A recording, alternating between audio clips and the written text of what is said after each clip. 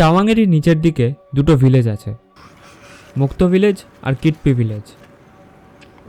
এই দুটো ভিলেজকে কানেক্ট করে এই চাকজাম ব্রিজ। চাক কথার মানে আয়রন, জাম মানে হলো ব্রিজ। 14th সেঞ্চুরিতে লামা চাকজাম ওয়াংপো এই আয়রন ব্রিজ বানায়। কিন্তু একটা ব্রিজ বানাতে গেলে লাগে ফান্ডস। সেটা কালেক্ট করার জন্য তিনি সেখানকার মনপা ট্রাইবের 7 বোনকে এক ড্যান্স ফর্ম শেখান, হুইচ ইজ নোন অ্যাজ আজি লামু ড্যান্স। আজি কথার অর্থ সিস্টার, লামু অর্থাৎ গডেসেস। কারণ সেখানকার সবাই সেই নাচ দেখে বলতো দ্য গডেসেস আর ডান্সিং। এইভাবে নাচ দেখিয়ে সবার থেকে ফান্ড কালেক্ট করেই ফাইনালি এই ব্রিজ বানানো হয়। বরং এইভাবে তিনি আরও টোটাল 108খানা ব্রিজ বানান।